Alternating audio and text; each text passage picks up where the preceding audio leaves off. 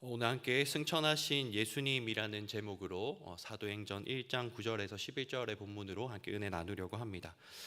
부활주의를 앞두고 이제 중고등부 설교를 준비하고 있었습니다. 그래서 이제 예수님께서 부활하시고 그 뒤에 이제 제자들과 또 함께 하시고 그 다음에는 승천하시는 그 말씀까지 제가 읽게 되었습니다.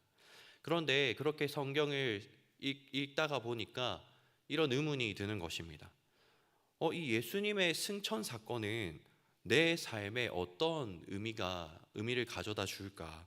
이 승천하신 예수님을 통해 우리는 어떤 삶의 의미와 신앙적인 의미를 발견할 수 있을까라는 질문이 생겼습니다.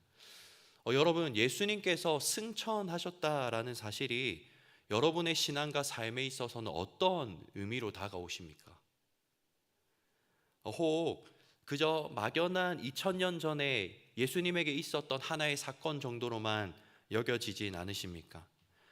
우리에게 있어서 십자가에 달리신 예수님은 죄 사함과 구원이라는 신앙적 의미를 가져다 줍니다. 그리고 우리에게 엄청나게 큰 은혜와 사랑으로 다가오죠. 또 부활하신 예수님은 사망 권세를 이기셨다라는 그 승리와 소망의 의미를 우리의 삶에 가져다 줍니다. 그렇다면 이 승천하신 예수님을 통해서는 우리가 어떤 신앙적인 의미를 발견할 수 있을까요? 오늘 말씀을 통해서 이 승천하신 예수님이 우리의 신앙과 삶 가운데 어떤 의미를 더하여 주시는지 함께 나누고자 합니다. 첫 번째로 승천하신 예수님은 성령으로 언제 어디서나 우리와 함께 하십니다. 우리가 누군가를 만나기 위해서 두 가지를 정합니다. 무엇과 무엇을 정하죠? 시간과 장소를 정합니다. 몇 시에 어디서 만날지를 정해야 거기서 만날 수가 있죠. 이 땅에 사람의 몸을 입고 오신 예수님도 마찬가지였습니다. 2000년 전에 이 땅에 성육신하신 그 예수님을 만나기 위해서는 예수님이 계신 장소로 가야 했습니다. 또 예수님이 머물고 계신 그 시간에 찾아가야지만이 예수님을 만날 수 있었습니다. 이처럼 사람의 몸을 입고 오신 예수님은 땅의 시간과 공간의 제약을 받으시며 한 곳에만 계시는 분이셨습니다. 그런데 이 예수님께서 신령한 몸으로 부활하시면서 이 모든 것이 달라지게 됩니다. 신령한 몸으로 부활하신 예수님은 육신의 몸을 입고 계실 때와는 달리 육신의 시간과 공간의 제약을 벗어나 역사하셨습니다. 사도 바울이 다메섹 도상에서 만난 예수님이 그러했습니다. 바울이 만난 예수님은 우리가 너무나 잘 알고 있습니다. 이 부활 승천하신 예수님이었습니다. 이 부활 승천하신 예수님께서 다메섹을 향해 가던 그 길에서 바울에게 찾아오셨고 그를 만나 주셨으며 그의 삶 가운데 역사하셨습니다. 우리의 삶 가운데도 마찬가지입니다. 부활 승천하신 그 예수님은 우리의 인생길 가운데 성령으로 찾아오셔서 언제 어디서나 우리와 함께 하시며 우리 가운데 역사하시는 분이십니다. 그래서 예수님께서 승천하시기 전에 제자들에게 이렇게 말씀하셨습니다. 마태복음 28장 20절 말씀 함께 합독하시겠습니다. 내가 너희에게 분부한 모든 것을 가르쳐 지키게 하라. 볼지어다 내가 세상 끝날까지 너희와 항상 함께 있으리라 하시니라. 아멘. 예수님께서 제자들에게 마지막 지상 명령을 주시면서 뭐라고 말씀하고 계십니까? 내가 세상 끝날까지 너희와 항상 함께 있으리라. 제자들에게는 이 예수님의 승천이 마치 예수님께서 그들의 곁을 떠나시는 것처럼 느껴졌을 것입니다. 3년 동안 함께 동거동락했던 그 예수님인데 하늘로 호련히 올라가시는 것입니다. 더 이상 그들의 곁에 계시지 않는 것과 같이 느껴졌을 것입니다. 그러나 예수님께서 그러한 제자들에게 그게 아니라고, 이제부턴 내가 세상 끝날까지 너희와 항상 함께 하는 것이라고 말씀하시는 것입니다. 너희가 이 세상을 살아가는 날 동안 언제든지, 또 너희가 이 세상 어느 곳에 있든지 이제 내가 너희와 항상 함께 있는 것이다. 너희의 삶 가운데서 이제 나는 무한한 동행을 시작하겠다. 이렇게 말씀하고 계신 것입니다. 이러한 예수님의 말씀은 오늘을 살아가고 있는 우리에게도 동일한 약속으로 주어진 말씀입니다. 오늘을 살아가고 있는 우리에게도 세상 끝날까지 언제 어디서든 너희와 항상 함께 하겠다고 예수님께서 약속해 주신 것입니다. 그래서 우리는 언제나 어디에서나 이 예수님을 만나며 예수님과 동행하는 삶을 살아갈 수 있습니다. 제가 4, 5년 전에 제 힘으로는 도저히 해결할 수 없는 어떤 문제를 겪게 되었습니다. 그러면서 마음이 정말 힘들었던 적이 있습니다. 진로에 대한 문제였는데 밤에 잠을 자려고 하다가도 이 문제가 생각이 나면 새벽 예배를 갈 때까지 잠을 자지 못하는 것입니다. 또 기도의 자리에 나아가서 기도할 때는 주님, 한숨만 나오고 탄식만 나오는 것입니다. 또 친구들을 만나서 이 문제에 대해서 얘기를 하고 또 친구들에게 격려를 받고 해도 전혀 힘이 나지 않는 것입니다. 그렇게 한 주가 지나고 두 주가 지나고 여느 날과 같이 이제 교회에 출근하면서 예배실에 들어가서 기도를 했습니다. 똑같이 주님, 예수님 도와주세요 이렇게 기도했습니다. 그런데 그렇게 제가 한숨과 탄식으로 예수님 도와주세요 기도할 때 요동치던 제 마음이 잔잔해지는 것입니다. 아무런 기쁨도 찾을 수 없었던 그 제 마음 가운데 갑작스럽게 기쁨이 솟아나면서 제 얼굴에 미소가 지어지는 것입니다. 그때 저는 예수님께서 지금 내 곁에 계시는구나. 지금 나와 함께 하시며 나를 위해 일하고 계시는구나. 이것을 확실하게 느낄 수 있었습니다.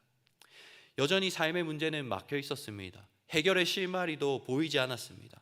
그렇지만 예수님께서 제 곁에서 함께 해주시고 계시기에 또 그 순간에도 역사하고 계시기에 문제가 주는 근심과 불안을 넘어 자유함과 평안을 누릴 수 있었던 것입니다. 이처럼 승천하신 예수님께서 우리의 삶 가운데 성령으로 찾아오셔서 우리 곁에서 언제나 어디서나 함께 하시고 역사하십니다. 사랑받는 성도 여러분, 지금도 예수님은 나와 함께하고 계십니다. 지금도 예수님은 내 삶 가운데 역사하고 계십니다. 믿으십니까? 그래서 우리가 언제나 어디서든지 이 예수님을 찾고 구하며 부르짖을 때 우리는 예수님을 만날 수 있는 것입니다.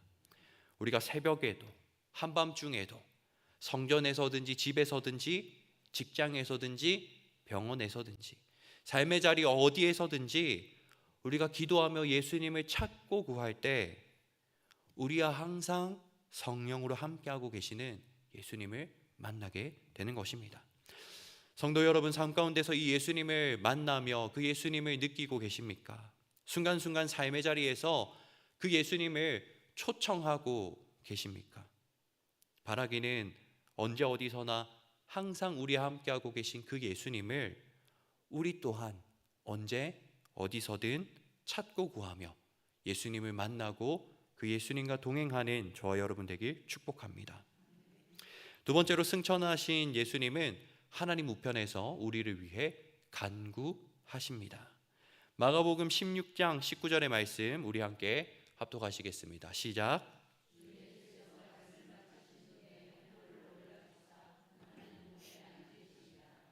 아멘. 승천하신 예수님은 하나님의 보좌 우편에 앉으셨습니다. 신약 성경의 배경이 되는 이 과거 헬라 문화권에서 왕의 오른편에 앉은 사람은 왕에 버금가는 존재였습니다. 그래서 이 왕자의 오른편에 앉은 사람은 왕과 가장 가까이에 있으면서 왕의 결정에 가장 큰 영향력을 미치는 사람이었습니다. 또 왕의 곁에서 왕의 말을 가장 많이 듣기도 하고 왕에게 가장 많은 말을 전하는 사람이기도 했습니다. 그래서 이 왕자 우편에 앉아 있는 사람은 왕에게 가장 힘있게 말을 전달할 수 있는 사람이고 또 가장 간절하게 강력하게 말을 할 수 있는 존재였습니다. 예수님께서 승천하셔서 하나님의 보좌 우편에 앉으셨다라는 것도 이와 같은 의미를 가지고 있습니다. 승천하신 예수님께서 하나님의 보좌 우편에 앉으셔서 이제 하나님과 가장 가까운 곳에서 그 누구보다 가장 간절하게 강력하게 간구하시는 존재가 되신 것입니다. 이 예수님께서 누구를 위해 간구하시는 줄 아십니까? 로마서 8장 34절 말씀 우리 함께 합독하시겠습니다. 누가 정죄하리요 죽으실 뿐 아니라 다시 살아나신 이는 그리스도 예수시니 그는 하나님 우편에 계신 자요 우리를 위하여 간구하시는 자신이라. 아멘. 하나님 보좌 우편에 앉으신 그 예수님께서 하나님께 간구하시기를 우리를 위해 간구하고 계신다라는 것입니다. 더 나아가 로마서 8장 26절을 보면 이와 같이 성령도 우리의 연약함을 도우시나니 우리는 마땅히 기도할 바를 알지 못하나 오직 성령이 말할 수 없는 탄식으로 우리를 위하여 친히 간구하시느니라. 아멘. 주님의 영 성령께서도 우리의 연약함을 돕기 위해서 말할 수 없는 탄식으로 간구하고 계시다라고 합니다. 여기서 이 간구하다라는 단어는 헬라어 원어로 엔팅카노라는 말입니다.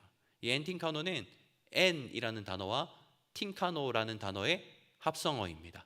엔은 뭐뭐 안에라는 뜻이고 팅카노는 요청하다라는 뜻입니다. 그래서 합치면 간절한 요청을 하기 위해서 누군가에게로 찾아가는 것, 누군가의 장소로 들어가는 것이 엔팅카노 간구하다의 뜻입니다.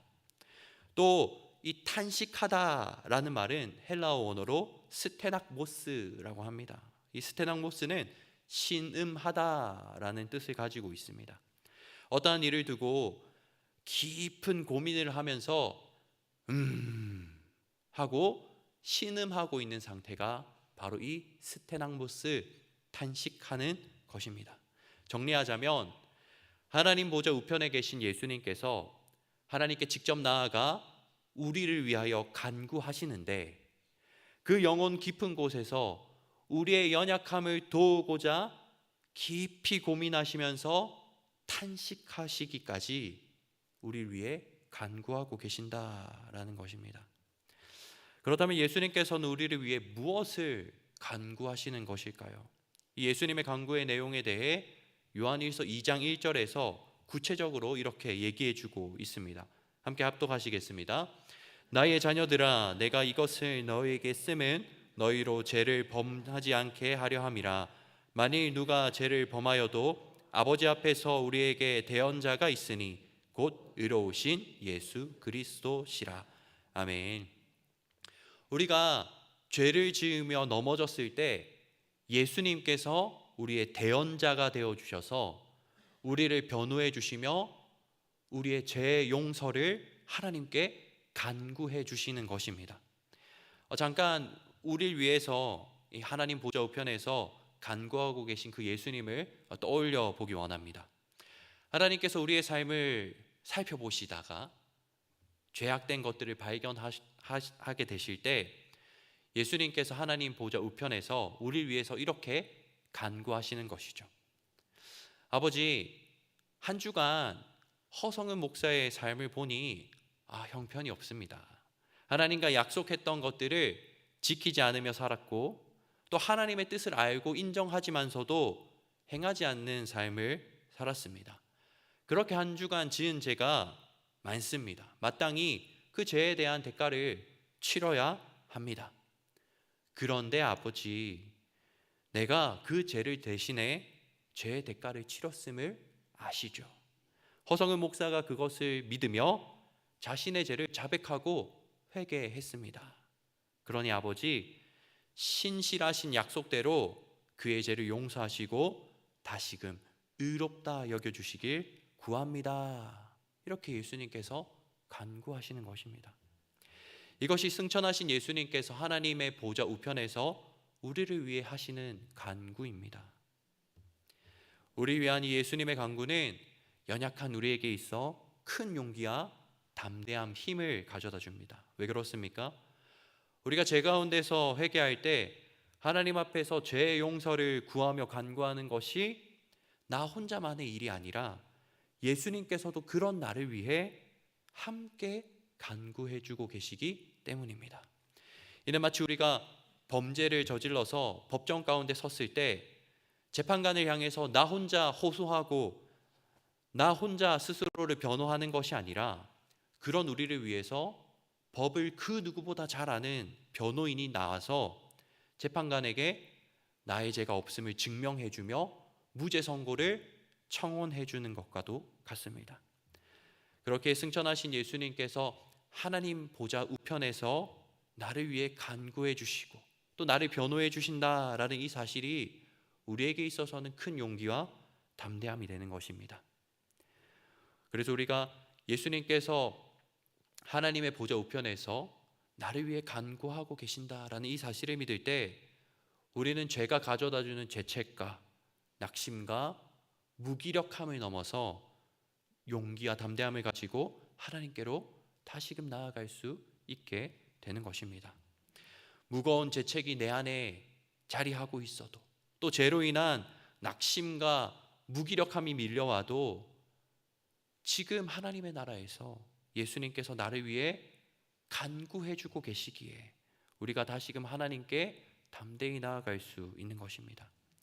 우리는 죄의 문제 앞에서 번번이 넘어지고 실수하며 실패하고 살아갑니다. 그러나 그런 우리를 위해서 하나님 보좌 우편에 간구하고 계신 예수님이 계심을 기억하며 죄책과 낙심과 실패의 자리에서 일어나 이제는 용기와 담대함을 가지고 하나님께로 나아가는 저와 여러분 되길 축복합니다. 마지막으로 승천하신 예수님은 다시 오실 것을 약속하셨습니다. 그렇게 우리는 깨어 있어야 합니다. 오늘 본문 12절의 말씀을 보면 이르되 갈릴리 사람들아 어찌하여 서서 하늘을 쳐다보느냐 너희 가운데서 하늘로 올려지시니 예수는 하늘로 가심을 본 그대로 오시리라 하였느니라. 아멘. 하늘로 승천하고 계신 그 예수님을 보면서 제자들은 어안이 벙벙했던 것 같습니다. 그래서 천사들이 제자들에게 이렇게 말합니다. 갈릴리 사람들아 어찌하여 서서 하늘만 쳐다보고 있느냐. 살짝 꾸짖으면서 정신 차려라 이렇게 얘기하고 있는 것입니다. 그러면서 뒤이어 뭐라고 말합니까? 하늘로 승천하신 예수님께서 너희가 본 그대로 다시 오실 것이다. 이렇게 말하면서 예수님의 재림을 알려주고 있는 것입니다. 이처럼 예수님의 승천에는 다시 오실 예수님, 재림에 대한 약속이 담겨져 있습니다. 그래서 예수님의 승천 사건은 우리에게 다시 오실 예수님을 기다리고 준비하는 시간의 시작과도 같습니다. 예수님은 제자들에게 이러한 재림에 대해 직접 말씀하시면서 이 때를 어떻게 기다리고 준비해야 하는지를 가르쳐 주셨습니다. 마태복음 24장 42절 말씀을 우리 함께 합독하시겠습니다. 그러므로 깨어 있으라 어느 날에 너희 주가 임하였는지 너희가 알지 못함이니라. 아멘. 재림의 때가 언제 임할지 알지 못하니 어떻게 있으라고 당부하고 있습니까? 깨어 있으라 당부하십니다. 그러면서 이 깨어 있는 삶에 대해서 바로 비유를 통해서 말씀해 주십니다. 무슨 비유냐? 우리가 잘 아는 열 처녀 비유입니다. 10명의 처녀가 함께 신랑을 기다리고 있었습니다. 슬기로운 5 처녀는 등불과 기름을 준비했지만 어리석은 5 처녀는 등불만 준비했습니다. 그 결과 깊은 밤이 되어서 신랑이 잔치집에 왔을 때 기름을 준비하지 않았던 어리석은 5 처녀는 기름을 사러 갔다가 잔치집의 문이 닫혀 그 잔치자리에 참여하지 못하는 것입니다. 그러면서 예수님께서 이 비유를 통해서 너희가 이 슬기로운 5 처녀와 같이 깨어 다시 오실 예수님을 기다리라고 당부하셨습니다. 여러분, 슬기로운 다섯 처녀가 어떻게 깨어서 예수님 그 신랑을 기다렸습니까? 등불을 꺼트리지 않으려고 기름을 준비하며 기다린 것입니다. 이와 마찬가지로 우리의 삶이 깨어 있는 삶이 되기 위해선 우리의 신앙의 등불이 계속해서 타오르고 있어야 합니다. 불이 계속해서 타오르려면 기름이나 장작을 계속 공급해 주어야 합니다. 신앙의 등불도 마찬가지입니다. 우리의 신앙 또한 계속해서 은혜가 더해지고 성령으로 채워질 때 신앙의 등불이 꺼지지 않고 타오를 수 있게 되는 것입니다. 그래서 신앙생활은 마치 은혜 생활과도 같습니다. 사랑받는 성도 여러분, 지금 나의 신앙의 등불은 타오르고 있습니까? 혹여 처음엔 뜨겁게 활활 타올랐지만, 환하게 빛을 밝혔지만 새로운 은혜가 공급되지 않아서, 또 성령의 기름이 부어지지 않아서 우리의 신앙의 등불이 약해지고 식어지진 않았습니까?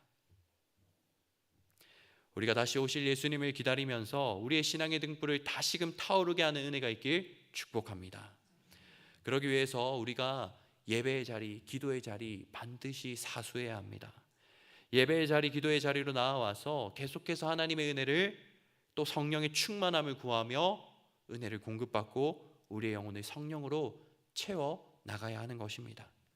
그렇게 우리가 예배와 기도의 자리에서 새로운 은혜와 성령의 충만함으로 우리의 신앙의 등불을 더 뜨겁게, 더 환하게 밝혀나갈 때 우리가 잠들지 않고 깨어서 다시 오실 예수님을 기다릴 수 있는 것입니다. 이처럼 예수님의 승천은 예수님의 재림에 대한 기다림의 시작이며 우리에게 있어 다시 오실 예수님을 깨어 기다리게 하는 사건입니다. 바라기는 예수님의 승천을 통해 이 재림의 약속을 기억하면서 우리의 신앙의 불을 밝히고 예수님을 깨어 기다리는 우리 모두가 되어지길 축복합니다. 기도하겠습니다. 주님, 부활 승천하셔서 지금도 성령으로 우리와 함께 하시며 우리의 삶 가운데 역사하여 주심을 감사합니다. 우리가 예수님께서 지금 나와 동행하고 계심을, 지금 내 삶에 역사하고 계심을 말씀 가운데 기억하며 새기게 하여 주시옵소서. 주님, 하나님의 보좌 우편에서 우리를 위해 지금도 간구하고 계시며 우리를 변호해 주심을 감사합니다.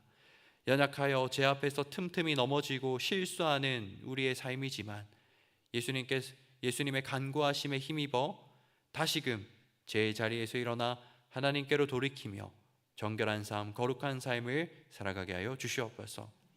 승천하신 것과 같이 다시 오시겠다 약속하신 주님, 다시 오실 주님을 기다리는 우리의 삶이 날마다의 은혜와 성령의 충만함으로 신앙의 등불을 밝히며 깨어있는 삶 되게 하여 주시옵소서. 예수님의 이름으로 기도드립니다. 아멘.